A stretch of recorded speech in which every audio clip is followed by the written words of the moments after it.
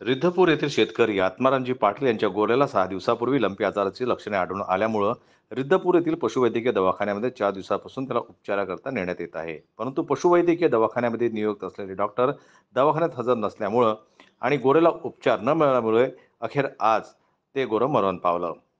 बैलपोळा हा बैलाचा सन्मानाचा सण आहे. या दिवशी शेतकरी मोठ्या उत्साहाने बैलाला सजवून त्यांची पूजा करतात आणि त्याच दिवशी या शेतकऱ्याच्या गोऱ्याला उपचार न मिळाल्यामुळे व डॉक्टर दवाखान्यामुळे हजर नसल्यामुळे ह्या गोऱ्याच्या दगावल्यामुळे शेतकऱ्यांना अतोनात दुःख झालं आहे. आपल्या दुसऱ्या जनावरांना सुद्धा लंपी आजार असल्यामुळे आज डॉक्टर यांना त्यांनी मोबाईलद्वारे सांगितलं, की माझा गोरा जो आहे तो उपचार न मिळाल्यामुळे दगावलं आणि आपण कुठे आहात?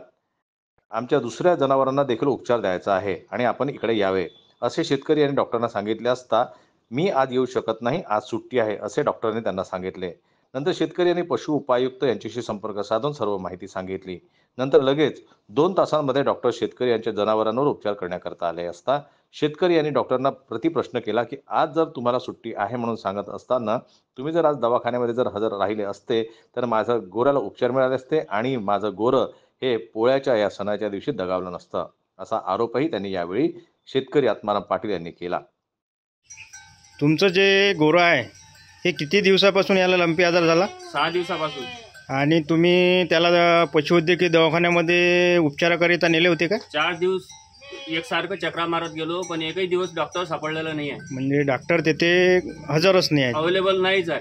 तुम्ही 5-6 दिवसापासून हो तेथे चक्रा मारत आहे, हो परंतु तुमच्या गोऱ्याला कुठल्याही प्रकारे उपचार केलेलं नाही आहे. मिळालाच नाही. नाही. मग तुम्ही 4 दिवसापासून दवाखान्यामध्ये चक्रा मारत आहे, तर तुम्हाला तिथे डॉक्टर आढळून आला नाही का?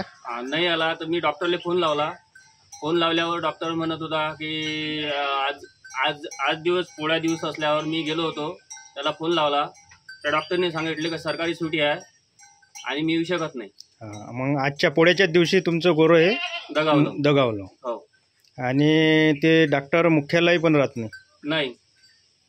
कुठं ते तुम्हाला इतक्या दिवसापासून वरिष्ठ तुम्ही अधिकाऱ्यांना मी फोन लावला होता, हां तर ते म्हणत होते रिद्धपूरमध्ये आणि मुळशी तालुक्यात 4 जाय म्हणे त्यांना. हां पण त्या डॉक्टरची टायमिंग नाही आहे का 2 घंटे 1 घंटा असा काही त्यांनी काही क्लिअर केलं नाही आहे. हां त्यांना आज मी फोन लावला तर डायरेक्ट त्याने हेच म्हटलं मला का आज सरकारी सुट्टी आहे, मी येऊ शकत नाही. आणि जर त्यांच्याकडे 4 मोर्शी तालुक्यातील 4 दवाखान्याचा 4 असल्यामुळे तुम्हाला अधिकारी सांगत असल्यामुळे तिथे त्या दवाखान्यामध्ये तिथे त्यांचा आपल्या रिद्धपूर पशुवैद्यकीय दवाखान्यामध्ये ड्युटीचा हे चार्ट लावलेला आहे का की कोण्या दिवशी यांचा Timing वगैरे काहीच नाही आहे. काहीच नाही. काय ह्या दिवशी चालू राहणार, ह्या दिवशी बंद राहिला, काहीच नाही आहे. आणि तुम्ही कधी येणार काय येणार त्याचं काहीच लिहिलं काहीच नाही.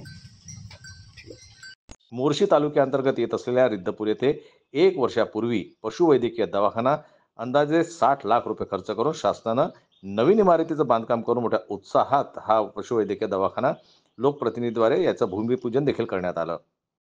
या पशुवैद्यकीय दवाखान्यामध्ये डॉक्टरला निवासी राहण्याकरता क्वार्टर सुद्धा बांधून दिलेला आहे.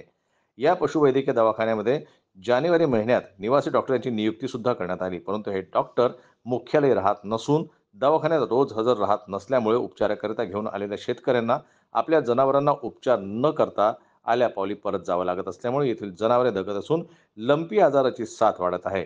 याकडेही लोकप्रतिनिधींनी लक्ष देण्याची गरज आहे. लंपी आजारावर कॅम्पचं आयोजन करून जनावरांवर उपचार करावा अशी मागणी येथील शेतकरी करत आहेत.